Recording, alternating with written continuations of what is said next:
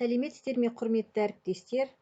Мен Талдықорған қаласы дарынды балаларға арналған номер 20 лицейдің қазақ тілі мен әдебиеті пәні мұғалімі Балтабаева Шынар Айтқалиқызы сіздермен қазақ тілі мен әдебиеті сабағында онлайн сервис көмегімен инфографика жасау әдісімен бөліскім келеді. Ол үшін интернеттен Easly бағдарламасын тауып, электронды пошта арқылы тіркелу қажет. Сіздердің көріп отырғандарыңыз менің сабақтарым жүктелген парақшам. Сіздерге түсінікті болу үшін қосу батырмасын басу арқылы мысал ретінде бір көрнекілік жасап көрейік.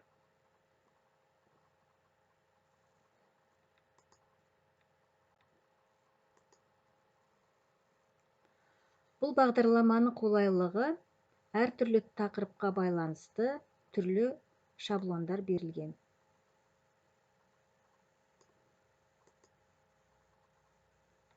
Мысал, тамақтану.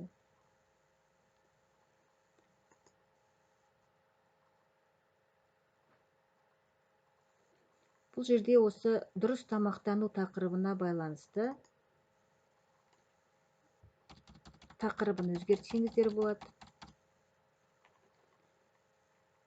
Барлық мәлімет бір бетте сығымдалған, ыңғайлы беріледі. Жазуларын өзгертуге болады.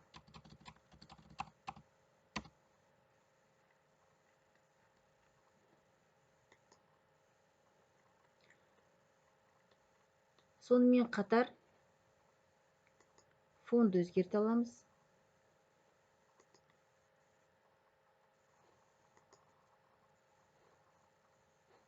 Түрлі нысандар беріледі.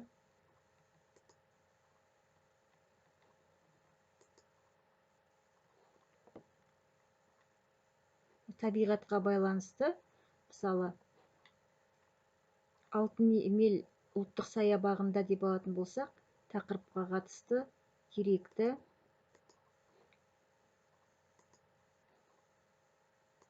мысалы ағаштың түрлерін алып қоюымызға болады.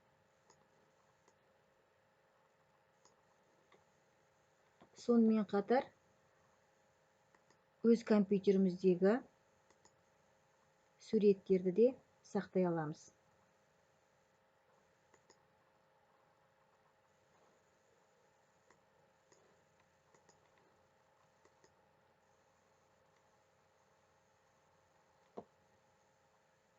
Суретіміз жүктелуде. Суреттерімізді де бетке орналастыра аламыз.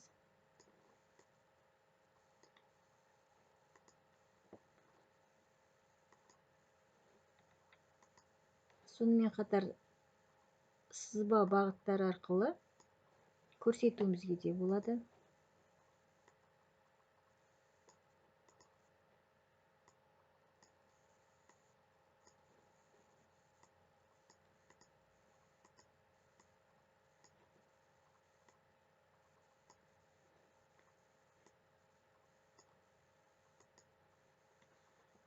Мен орыс сыныптарында сабақ беретіндіктен, бұл кіші сыныптар үшін жаңа сөздерді жаттауға, сонымен қатар жаңа сөздерді есте сақтауға ықпал етеді.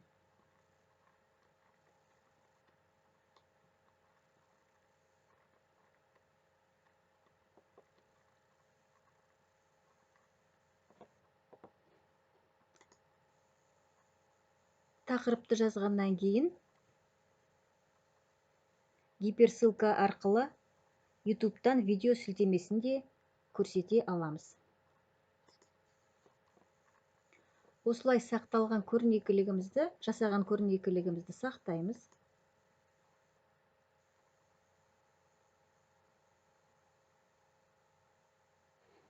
Сақталған көрнекілігіміз бастапқы бетте сақталады.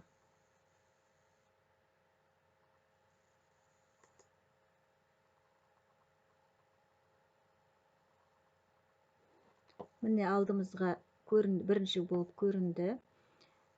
Енді осы жасалған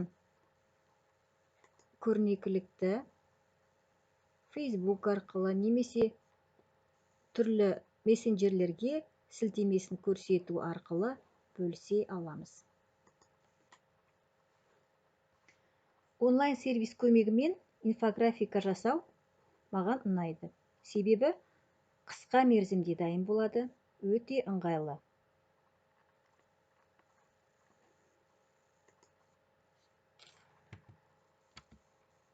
Онлайн сервис көмегімен инфографика жасау әдісінің тиімді жақтары. Әртүрлі тақырыптарда дайын шаблон берілген, тақырыптың мазмұнын ашуға бағытталған түрлі нысандардың болуы, қысқа мерзімде дайындауға болады, қолдануға өте ыңғайлы. Орыс сыныптарын оқытуда жаңа сөздерді көрнекілік арқылы игертудің тиімді жолы, оқушылардың функционалдық сауаттылығын жақсартуға көмектеседі. Олай болса, сіздерге де өз сабақтарыңызда инфографика әдісін қолдануды ұсынамын. Назарларыңызға рахмет.